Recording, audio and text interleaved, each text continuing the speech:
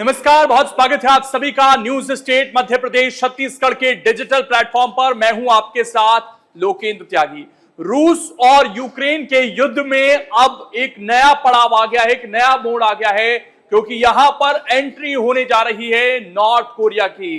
वो north Korea जहां सन की किम जोंग लीड करता है, और वो सन की क्या कर सकता है ये सब जानते हैं। और अब तक इस युद्ध में बहुत सारे देश जो हैं वो इनडायरेक्टली जुड़े हुए थे, लेकिन पहली बार ऐसा होगा जब डायरेक्टली किसी देश की सेना जो है इस युद्ध में रूस का साथ देती हुई नजर आ सकती है। और खबर सिर्फ इतनी नहीं है कि यहां पर नॉर्थ कोरिया की एंट्री हो रही है। नॉर्थ कोरिया के इरादे क्या रहते हैं, उससे भारत पर क्या असर पड़ सकता है, उससे साउथ कोरिया पर क्या असर पड़ सकता है, उससे जापान पर क्या असर पड़ सकता है, क्योंकि भारत के इन देशों से जो है रिश्ते बेहतर हैं। और जो उसके पड़ोसी हैं, चाहे आप साउथ कोरिया की बात कर लें, जापान की बात कर लें, कहीं ना कहीं अमेरिका का सपोर्ट रहता है इनको, तो वहां पर भी क्या असर पड़ेगा। और यह असर इसलिए क्योंकि अगर नॉर्थ कोरिया मदद कराए रशिया की, तो क्या रशिया भी सामने से कुछ ऐसी मदद ना कर दे नॉर्थ कोरिया की, जिससे कहीं ना कहीं जो पड़ोसी देश हैं उन पर फर्क पड़े और ये जो पूरा रीजन है ये अशांत ना हो जाए। ये सवाल है, आज इसी पर चर्चा करेंगे। मेरे सहयोगी साहिल भी जुड़ गए हैं। साहिल, देखिए, बहुत सारे देश इनडायरेक्टली जुड़े हुए हैं, अपने वेपन सप्लाई कर रहे हैं, अपना कहीं ना कहीं टेक्नोलॉजी यहां पर शेयर कर रहे हैं, लेकिन नॉर्थ कोरिया तो सीधे अपने सैनिक भेजने की अगर बात कर रहा है, तो क्या खबर निकल कर आई है, कितने सैनिक हैं, क्या मदद करेंगे, पहले वो एक बार दर्शकों को बता दें। देखिए, सबसे पहले हुआ ये कि जो किम जोंग उन है, जो नॉर्थ कोरिया के तानाशाह हैं, उन्होंने ये अनाउंसमेंट की कि हम 10,000 सैनिक रूस में भेजने जा रहे हैं। कौन से रीजन में भेजने जा रहे हैं? कुर्स्क रीजन में भेजने जा रहे हैं। अब ये जो रीजन है, कुर्स्क रीजन, क्यों इतना इंपॉर्टेंट हो रखा है? क्योंकि अगर आपको याद हो तो एक टाइम पर, अभी पीछे कुछ महीनों पहले, यूक्रेन ने ग्राउंड इन्वेजन किया था रशिया के अंदर, जिसको सबसे बड़ा ग्राउंड इन्वेजन कहा जा रहा था वर्ल्ड वॉर 2 के बाद में से।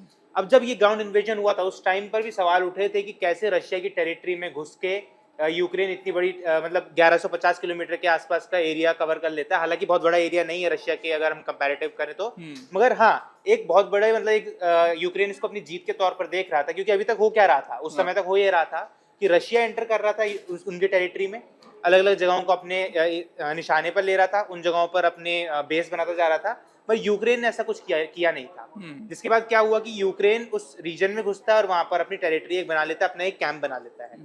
अब कुछ समय पहले अभी न्यूज आई थी कि रशिया ने भी अपनी सेना वहां भेजनी शुरू कर दी है, और अब वॉर अब दोनों फ्रंट्स पे खुल गया। मतलब अब यहाँ से रशिया के सैनिक और यहाँ से यूक्रेन के सैनिक, दोनों सैनिक आपस में लड़ रहे थे।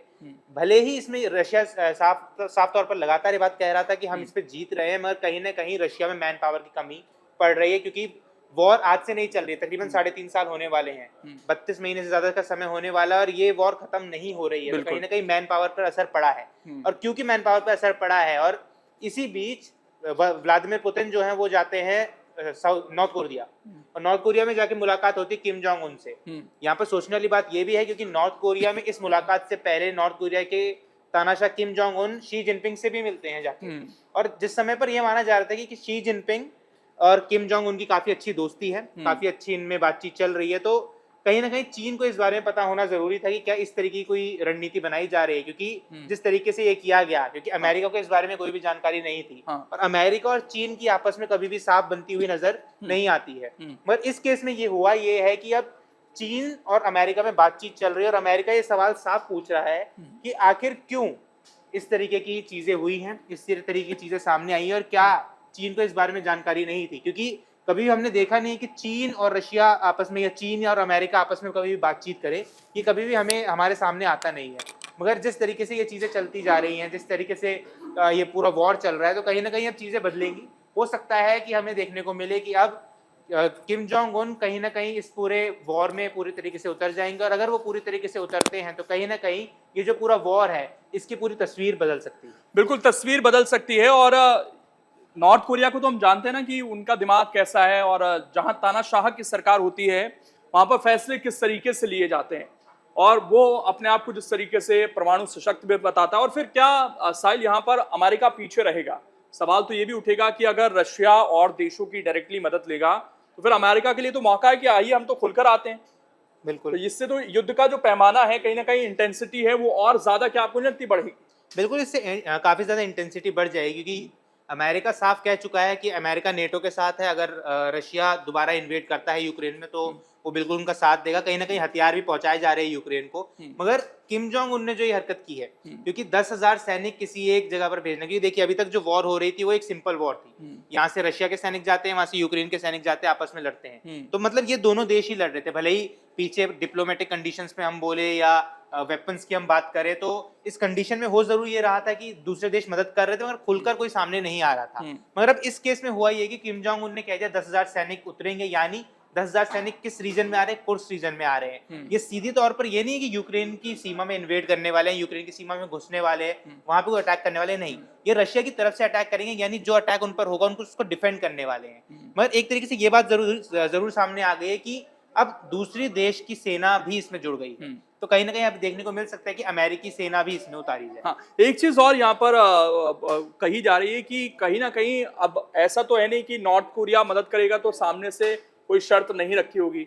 जाहिर बात है रशिया से कुछ मदद यहाँ पर उसने मांगी होगी, और वो मदद जिस तरह की खबरें आ रही हैं साहिल की, जापान के लिए या साउथ कोरिया के लिए मुश्किलें पैदा कर सकती हैं।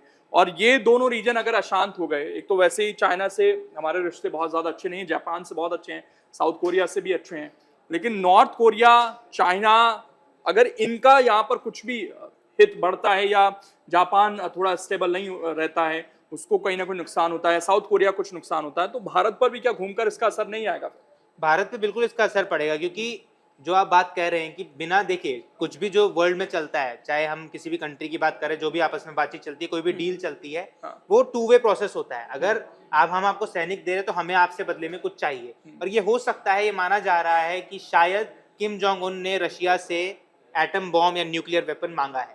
और अगर न्यूक्लियर वेपन मिलता है तो कहीं ना कहीं, चाहे वो भारत हो चाहे वो दुनिया के कोई भी देश हो, सबके लिए खतरा है। और वो अगर खतरा होता है, अगर इस तरीके का कोई अटैक होता है, तो कहीं ना कहीं जैसे जापान में सिचुएशन बनी थी, हिरोशिमा और नागासाकी में जैसी सिचुएशन बनी थी, कहीं ना कहीं पूरी दुनिया में उसका असर देखने को मिलेगा।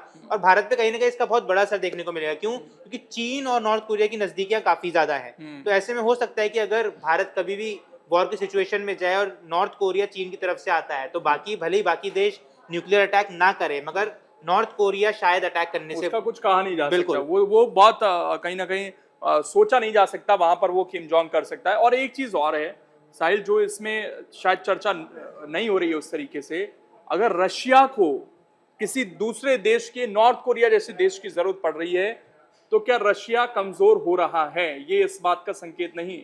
बिल्कुल बहुत बड़ा संकेत है। क्यों? क्योंकि रशिया ने क्या कहा था कि हमारे पास बहुत ज्यादा मैन पावर है, हम लगातार अटैक कर सकते हैं। रशिया इवन ये भी कहा गया था कि हम 2 महीने के अंदर इस वॉर को खत्म कर देंगे, हम 2 महीने के अंदर यूक्रेन को हरा देंगे, पर ऐसा नहीं हुआ। अब क्योंकि ये वॉर इतनी लंबी खिंच गई है, क्योंकि मैन पावर चाहिए, उसका एम्यूनेशन चाहिए। मैंने पहले भी कहा है कि वॉर हमेशा लॉजिस्टिक्स पे लड़ी जाती है, सैनिकों पे लड़ी जाती है। और क्योंकि इतने लोग मारे जा चुके हैं, इतने लोग घायल हैं, तो कहीं ना कहीं जो घायल लोग हैं, भले ही वो ठीक हो जाए, मगर वो उस एफिशिएंसी के साथ नहीं लड़ पाएंगे। तो कहीं ना कहीं ये जरूर दर्शा रहा है कि हाँ, रूस हल्का पड़ चुका है, रूस थोड़ा कमजोर हो चुका है। क्योंकि देखिए, यूक्रेन चाहे ज़ेलेंस्की काफी बोलते रहे कि हम काफी मजबूत है और रूस को हमारे सामने आत्मसमर्पण कर देना चाहिए, पर ये लॉजिकल बात नहीं है। क्योंकि सब जानते हैं कि यूक्रेन हल्का पड़ चुका है, यूक्रेन ऑलरेडी कमजोर है, और रूस इस का फायदा उठा रहा है। इसीलिए उसने कहीं ना कहीं नॉर्थ कोरिया से इस पे मदद मांगी। चलिए देखना है कि अब ये मदद कितना वर्ल्ड का जो सिनेरियो है उसको पूरा चेंज कर रख देती है, और अब आगे क्या होता है इस युद्ध के सिनेरियो में। जो भी अपडेट्स होंगी सबसे पहले आपको न्यूज स्टेट पर मिलेंगे, इसलिए चैनल को सब्सक्राइब कर लेना और हमारे साथ आप जुड़े रहें। फिलहाल बहुत बहुत शुक्रिया इस वीडियो को देखने के लिए। न्यूज नेशन अब व्हाट्सएप पर खबरों की ताजा अपडेट के लिए न्यूज नेशन के इस QR कोड को स्कैन करें।